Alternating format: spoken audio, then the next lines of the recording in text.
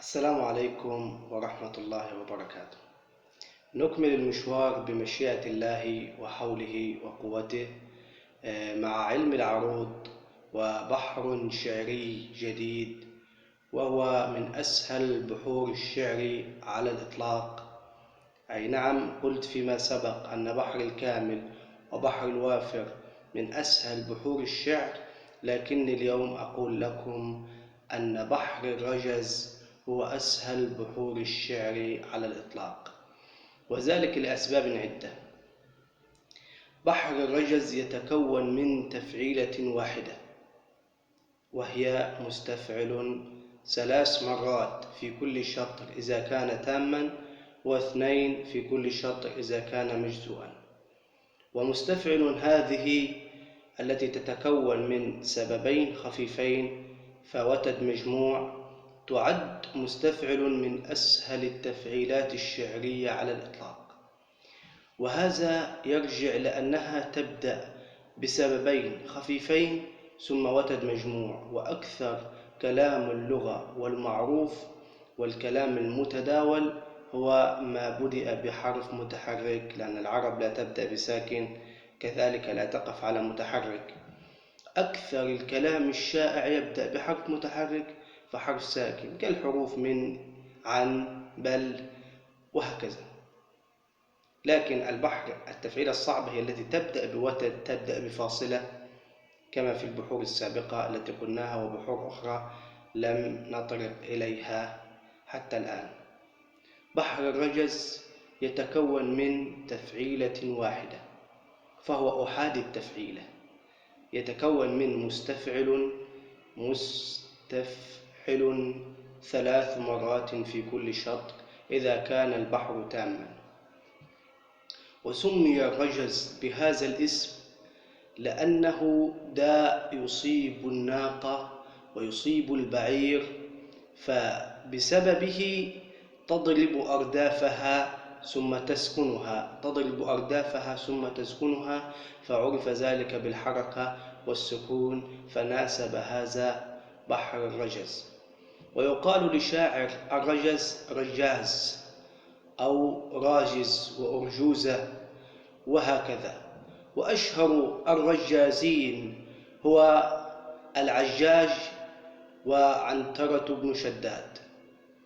وتسمى القصيدة على الرجز أو رجزية، ويسمى صاحبها راجز أو رجاز.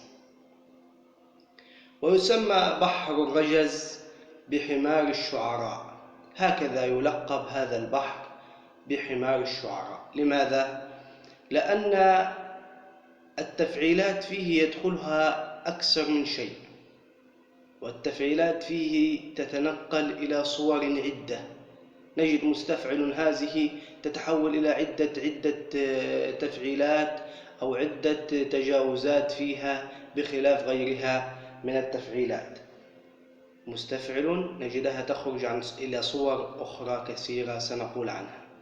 كذلك أنه بحر يركبه الشعراء بسهولة فسمي حمار الشعراء. والحقيقة هذا البحر يناسب الشعراء المبتدئون، يعني من يكتب الشعر الفصيح في بدايته وفي بداية مشواره ويريد أن تكون قصيدته على بحر شعري موزون، عليه ببحر الرجز أولا.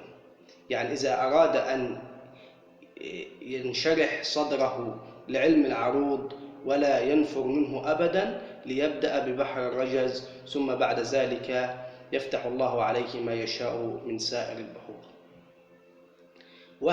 والحقيقة أن هذا البحر رغم أنه بحر مهم، أظن أن كبار الشعراء لا يكتبون عليه كثيرا، لأنه سهل جدا وتجده متداول في كثير من المقطوعات والقصائد التعليمية.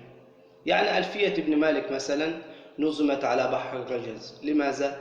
لأنه بحر سهل ومتناغم، وأنه بحر سريع الحفظ. يقول ابن مالك في ألفيته في علم النحو والصرف: كلامنا لفظ مفيد كاستقم، اسم وفعل ثم حرف للكلم. كلام سهل جدا. تجد أن الشاعر لا يجد صعوبة أبدا في نظم بيت أو قصيدة على بحر الرجز أبدا.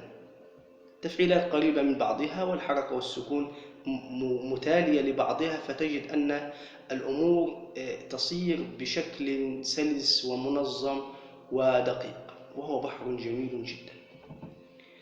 بحر الرجز يأتي على 4 صور. يأتي تاما إذا تكون من 3 تفعيلات في كل شطر، ثم يأتي مجزوءا إذا تكون من تفعيلتين في كل شطر، ثم يأتي مشطورا إذا تكون من 3 تفعيلات، يعني 3 تفعيلات في الشطرين، مستفعل مستفعل مستفعل. ده بيت شعر، ده بيت شعري. ويأتي منهوكا إذا تكون من تفعيلتين في كل شطر تفعيلة. هذا نعيد مرة أخرى حتى يعني يعرف الشعراء أنواع الرجز، وأشهرها طبعا الرجز التام والمجزوم، التي يعني يكسر الكتابة عليها الرجز التام والمجزوم. والتام ما تكون من 3 تفعيلات في كل شطر، والمجزوء ما تكون من تفعيلتين في كل شطر. ثم يأتي نوع ثالث ونوع رابع، وهما أقل شهرة وأقل زيوعا في هذا البحر، وهما الرجز المشطور، وهو مكون من 3 تفعيلات في الشطرين، ورجز المنهوك وهو مكون من تفعيلتين في الشطرين. بالمثال يتضح المقال. نجد أن بحر الرجز التام يتكون من 3 تفعيلات في كل شطر. إذا جاء تاما نقول مثلا كما قال الشاعر: لا تيأسوا أن تتركوا مجدكم.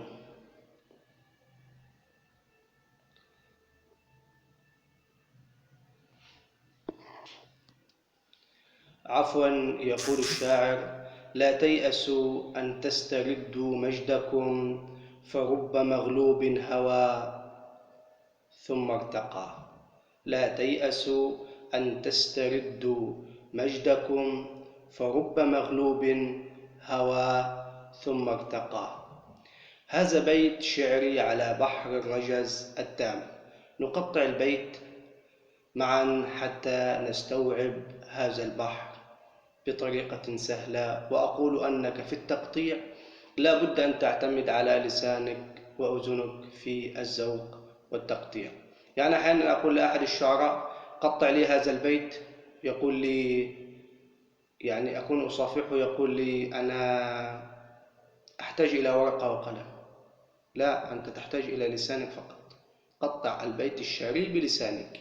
الورقة والقلم هذا شيء يعني ليس مهملا، يعني شيء مهم جدا، ولكن أنت تعتمد في الأول والأخير على لسانك. يقول الشاعر: لا تيأسوا أن تستردوا مجدكم، فرب مغلوب هوى ثم ارتقى. لا تيأسوا مستفعل، لا حركة وسكون، تي حركة وسكون، أسوا حركتين وسكون وهو مجموع. صارت عندي التفعيلة مستفعل. لا تيأسوا مستفعل أن تستردوا، أن حركة وسكون سبب خفيف، تس حركة وسكون سبب خفيف، ردوا مستفعل، ردوا مجدكم مستفعل. لا تيأسوا أن تسترد، أن سبب خفيف، تس سبب خفيف، رد وحدة مجموع، ردوا بقى معي الدال والواو. طبعا الألف في الجماعة التي بعد الواو لا حسبان لها في الوزن، حتى يعني يقول أحد المبتدئون أو أحد المعلقين عندي: طب ما حسبناش الألف ليه؟ لا، الألف لم تنطق عندي. طالما أنها لا تنطق ليس من حقي أن أضيفها في التفعيلة الشعرية. لا تيأسوا مستفعل أن تسترد، مستفعل دو مجدكم، دو سبب خفيف، مج سبب خفيف، دكم سبب وتد مجموع. لا تيأسوا أن تستردوا مجدكم، مستفعل مستفعل مستفعل. فرب مغ، فرب مغ، هنا لم تأتي مستفعل. لماذا؟ يعني أتت تفعيلة لا تأتي 7 حروف، أتت 6 حروف. فرب أنا بدأت بوتد، بمغ جاءت التفعيلة مستفعل التي قلت لي أنها تتكون من سببين خفيفين فوتد مجموع، جاءت هنا وتدين مجموعين. لماذا؟ لأن التفعيلة دخلها الخبن وهو حذف الحرف الساكن.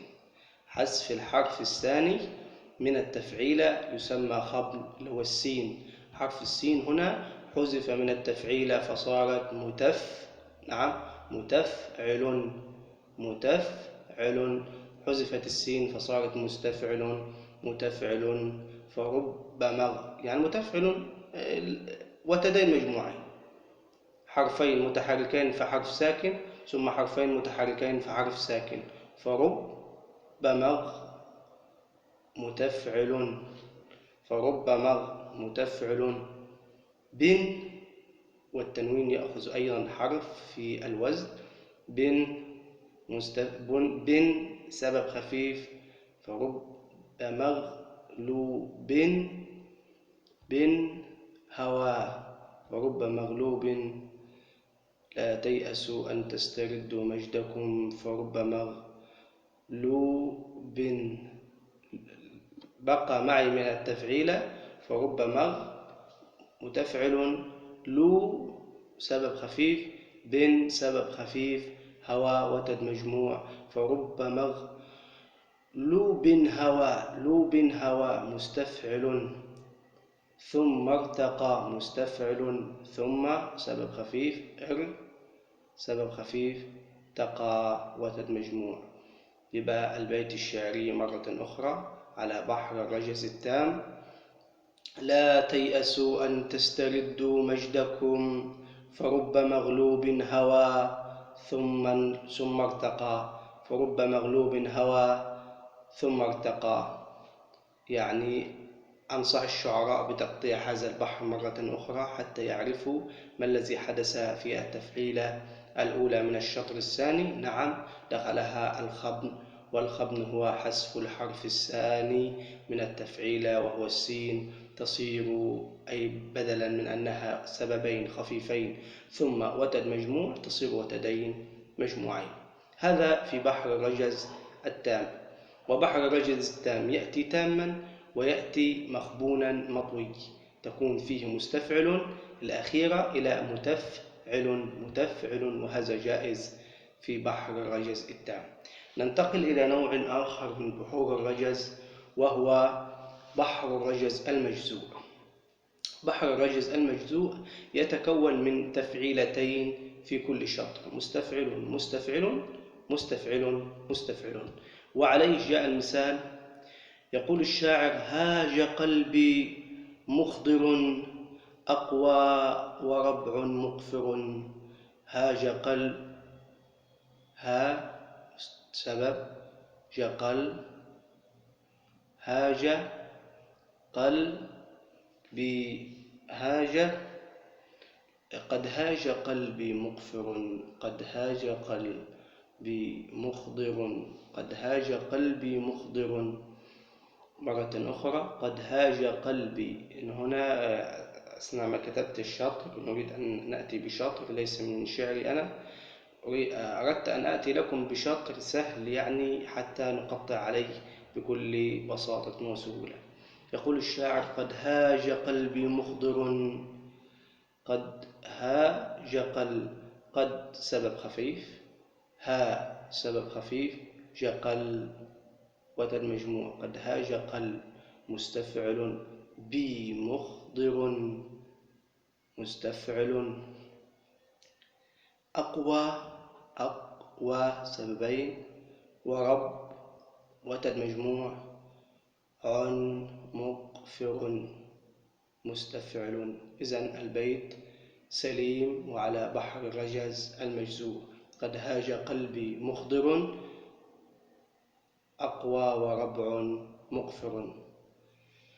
قد هاج قلبي مقفر مستفعل أقوى وربع مقفر مستفعل. هذا.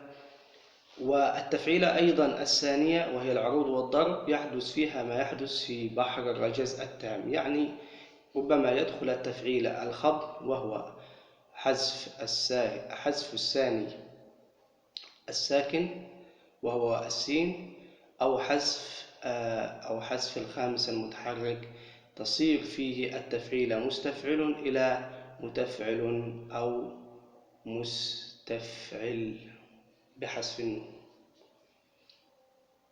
ثم نأتي إلى النوع الثالث من أنواع بحر الرجز، وهو الرجز المشطور. الرجز المشطور يتكون من 3 تفعيلات في الشطرين. التفعيلة الثالثة تكون مستفعل إذا جاءت صحيحة، أو متفعل إذا جاءت مخبونة أو مطوية. يقول الشاعر: قلت لنفسي حين فاضت أدمعي، قلت لنفسي حين فاضت أدمعي. هذا بيت على بحر الرجز المشطور، لأنه يتكون من 3 تفعيلات في الشطرين. قلت لنفسي حين هاجت أدمعي. نقطع معا: قل سبب خفيف، تو سبب خفيف، لنف وتد مجموع، قلت لنف مستفعل، سي حين فا. بقى معي من كلمة نفسي السين والياء وهي سبب خفيف، حاء والياء سبب خفيف، النون والفاء والألف من كلمة فاضت. تكمل معي التفعيلة الثانية سي حين فا مستفعل.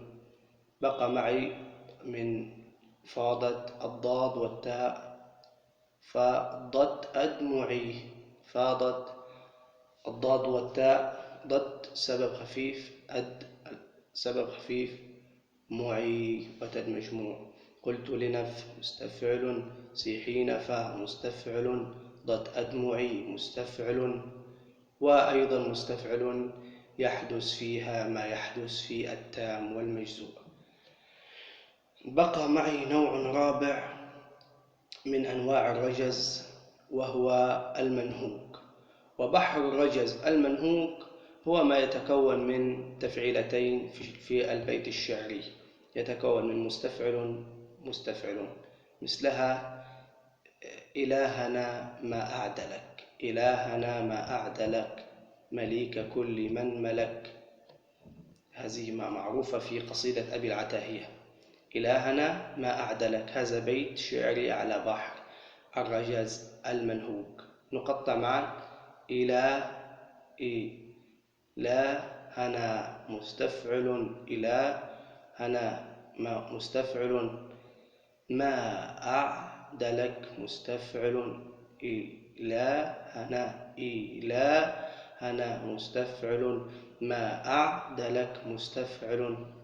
هذا على بحر الرجز المنهوك.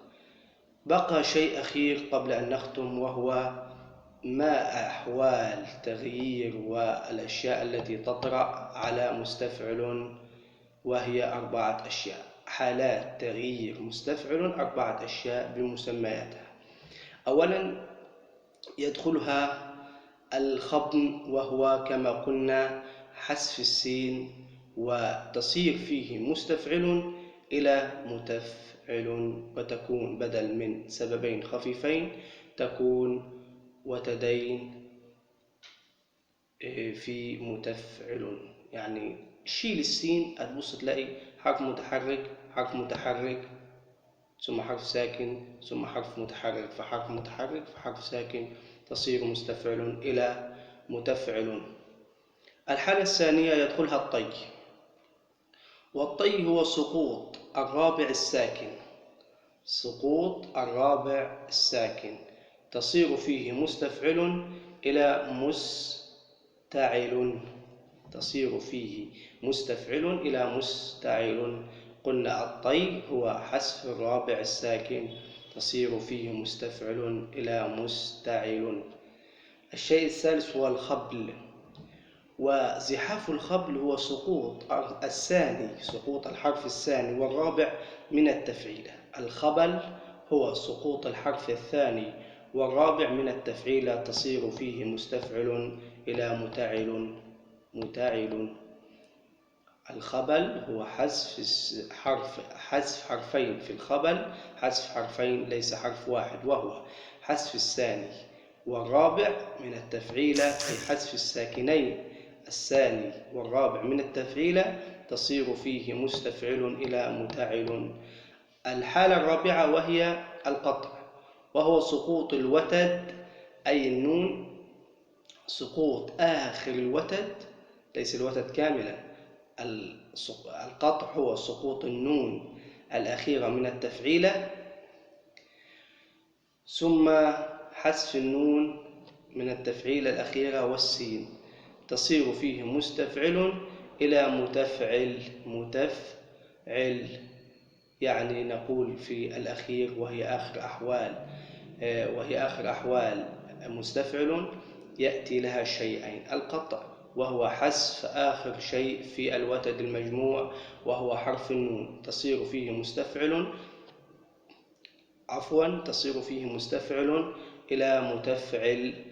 إلى مستفعل. ولكن يدخلها أيضا شيء يسمى الخبل، فيبقى تكون القطع والخبل هو حذف النون وحذف السين، حذف النون وحذف السين يجعل مستفعل إلى متفعل بحذف النون وحذف السين، وهو قطع وخبل معا. هذا شيء مبسط، وهذا شيء ما في نفسي، والله أعلى وأعلم. وأنا يعني حقيقة لعسمت كثيرا، فسامحوني في الشرح، لأني كما قلت لكم أنا أتعلم مثل ما أقول لكم، أنا أتعلم مثلكم تماما، ولا يوجد فرق بيني وبينكم. أنا والله يعني إلى مرحلة الجامعة كنت أتمنى أن أكتب بيت شعري واحد موزون، وبالاجتهاد والمداومة والقراءة الحمد لله تعلمت وما زلت أتعلم، ويوجد بحور كثيرة لم أكتب عليها، والعروض سهل جدا متى شئت أن تتعلمه ومتى سعيت إليه. أتمنى أن ينال كلامي إعجابكم، وأتمنى أن تعم الفائدة، وأتمنى أن يدوم علينا نعمة الصحة والسلام، وأتمنى من يجد في أي شيء مما أقدمه نقد أو طريقة معينة في الشرح لا تعجبه أو استفسار أو أي شيء مما يدور في خاطرك. أنا عموما بطبيعتي أقبل النقد أيا كان، بناء كان أو هادما. بناء نستفيد، إن كان هادما نغير ونطور من طريقتنا حتى ننال إعجاب الجميع. فأنا ما زلت أتعلم معكم، لذلك تجدني أحيانا أتلعثم في بعض الكلمات، في بعض التقطيع، يعني شيء عادي جدا. ربما في الأبيات التي طرحتها لم أكن أحفظها، فلذلك كنت أتلعثم فيها، فسامحوني إن كان هناك خطأ أو نسيان. وأعدكم إن شاء الله في الفيديوهات القادمة أن أتطور أكثر وأكثر من أجلكم أنتم، من أجل أن أنال إعجابكم، لا من أجل شيء آخر. فأتمنى أن يستفيد الجميع، وأن تعم الفائدة، وأن يكتب الشعراء. وأنصحكم جميعا بهذا البحر، خاصة المبتدئون من الشعراء، اكتبوا على بحر الرجز واعرفوا طريقته. وأقول شيء آخر قبل أن أختم: لا تشغل بالك بكل ما قلته من جوازات، ومن أحوال مستفعل تأتي كذا، ومن أنه يأتي مشطور ويأتي منهوك ومجزوء. لا تشغل بالك بكل هذه الأشياء. أنت يناسبك بحر الرجز، خلاص اكتب على بحر الرجز التام مستفعل مستفعل مستفعل، بس في كل شطر الشاعر قال: لا تيأسوا أن تستردوا مجدكم، فرب مغلوب هوى ثم ارتقى. يعني أنا لو عايز أكتب بيت شعر مقلد لهذا البيت، ماذا أفعل؟ أقول مثلا هو قال لا تيأسوا، ممكن أقول لا تغضبوا وأغير صيغة البيت، لا تتركوا، هكذا صارت التفعيلة سليمة. لا تيأسوا، لا تتركوا، لا تغضبوا، نفس الحركات والسكنات. بحر الرجز والبحور جميعا سهلة جدا، ولكن تحتاج إلى أذن موسيقية عالية ولسان يفهم ويقطع ويقف على كل حركة ويقف على كل سكون ويميز بين السكنات والحركات. أتمنى لكم دوام الصحة والعافية والاستقرار، وأتمنى لكم الفائدة. والسلام عليكم ورحمة الله وبركاته.